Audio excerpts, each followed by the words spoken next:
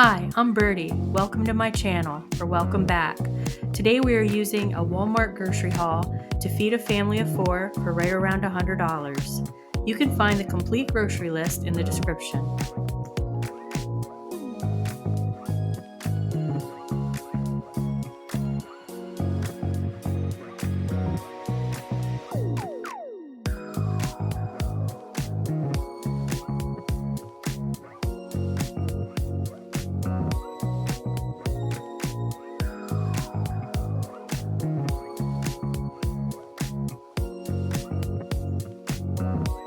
I chose popcorn and tortilla chips and salsa for snacks. I don't show the prep for this here. Popcorn goes a long way and can be made with different flavorings, or you can make popcorn balls or caramel corn for special treats.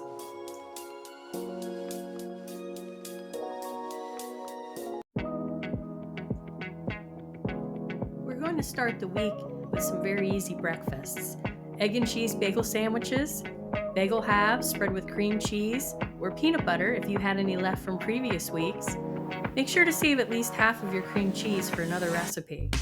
Then we have a couple of days of oatmeal with brown sugar and a splash of milk.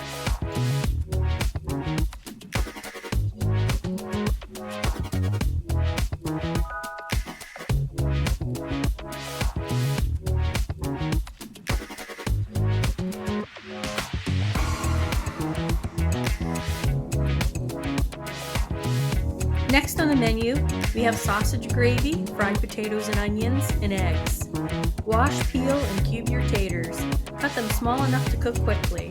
Heat your oil or cooking fat of choice. Make sure your taters get a good crust on them before flipping. Add your onions later. At the same time, you can begin browning your sausage in another pan.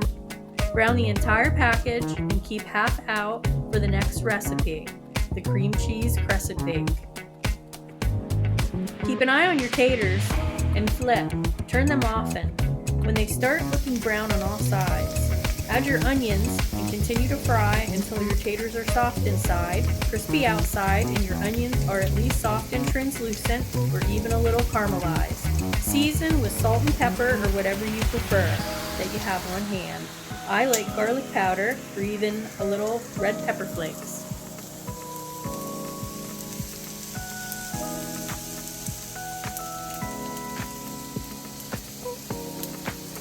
In the meantime, sprinkle a few tablespoons of flour over your sausage that's still in the pan. Stir in a cup of milk at a time until you get the gravy thickness you desire.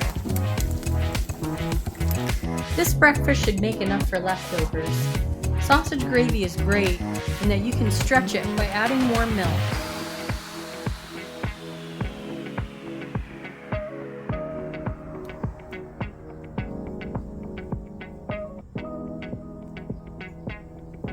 To make the cream cheese sausage crescent bake, preheat your oven to 375. Get out your reserved cooked sausage and cream cheese and also your crescent rolls.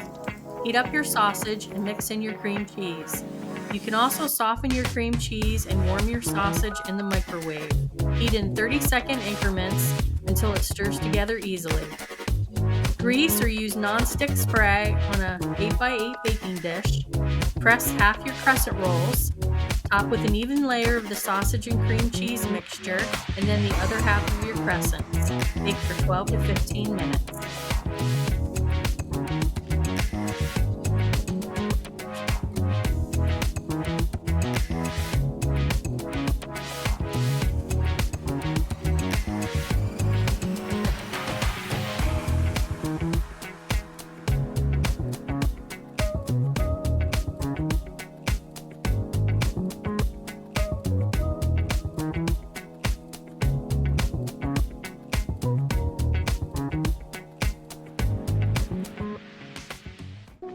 On to suppers. We're going to make some delicious garlic bread pizzas. Cut your loaf, spread with melted butter, and sprinkle with garlic powder. Bake just until toasted, like you would for garlic bread. Spread sauce and cheese, and bake until your cheese is melted. I sprinkled mine with a little Italian seasoning. Serve alongside some crisp celery and carrot sticks. I chose cheddar cheese for the pizza because I'm making tuna noodle casserole later in the week.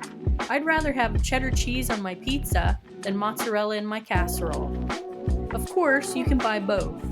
This is just something to consider if you want to save as much as possible on groceries.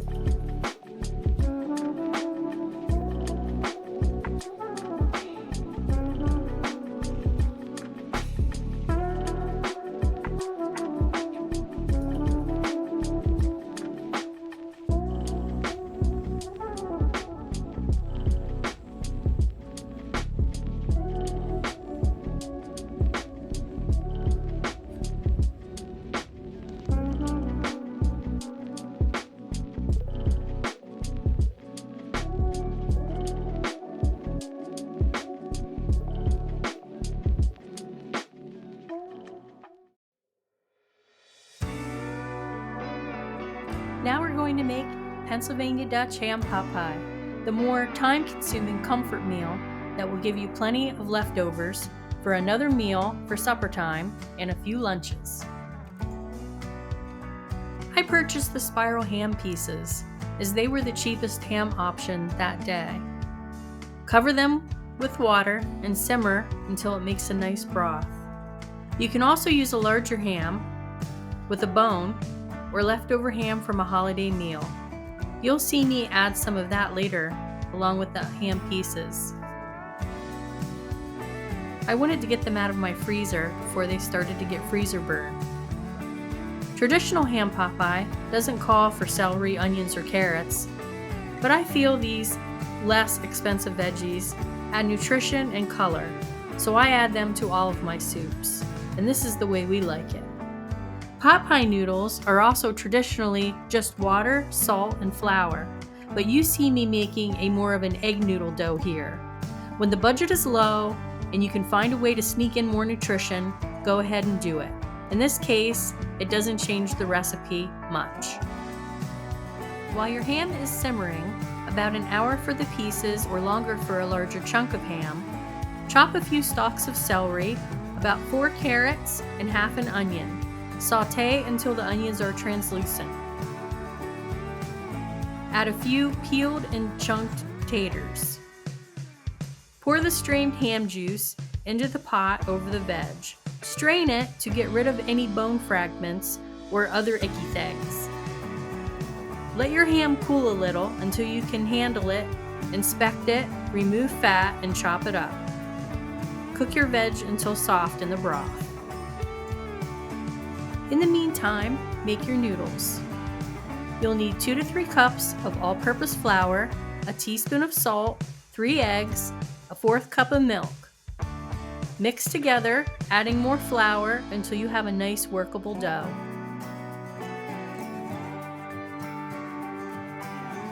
Roll out your dough on a clean floured surface until it's about 1/8 of an inch thick. Cut it into squares and drop it into simmering broth one at a time. Cover and cook for about 20 minutes. Season your pot pie to taste and serve with some homemade bread with apple butter and butter. If you missed my 1-hour bread recipe video, go check it out.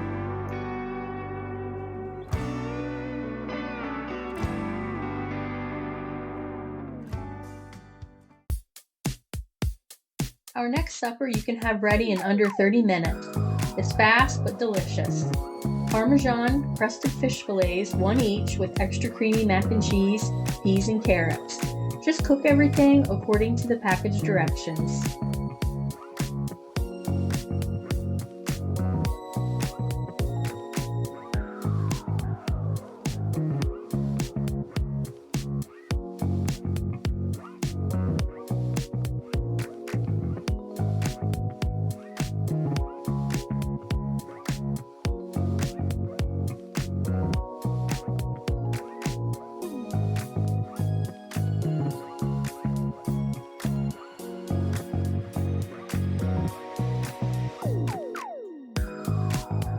Up the rest of the fish, we're going to make Parmesan crusted fish fillets with oven fries. Just peel and slice your potatoes, wash them up and dry them, Place them on a foil-lined sheet pan and toss with olive oil. Bake in a 400-degree oven until done, about 30 or 40 minutes. Season to taste and serve alongside the fish. Hamburger gravy over mashed taters, served with a veg, in this case broccoli. Another comfort food meal, but this one is done in about 30 minutes. Peel and wash your taters. Cover with water, bring to a boil, and cook until fork tender, about 10 to 15 minutes. While your potatoes cook, brown your ground beef, drain the fat, and add cream of mushroom soup, and use the can to measure a canful of milk. Stir to combine, season to taste. As an alternate, you can use a packet of brown gravy mix and water, or a can of beef broth, and mix a little flour into your ground beef to thicken the gravy. While you drain and mash your taters, adding butter, milk, seasonings, throw your veg of choice in the microwave, or cook it in another pan on top of the stove. Drain it and add butter and season to taste. Serve your hamburger gravy over top of your mashed potatoes. Tuna noodle casserole, one of my husband's favorite meals. Chop a few stalks of celery and half an onion. Sauté in butter or oil until soft. In the meantime, boil your egg noodles according to package directions.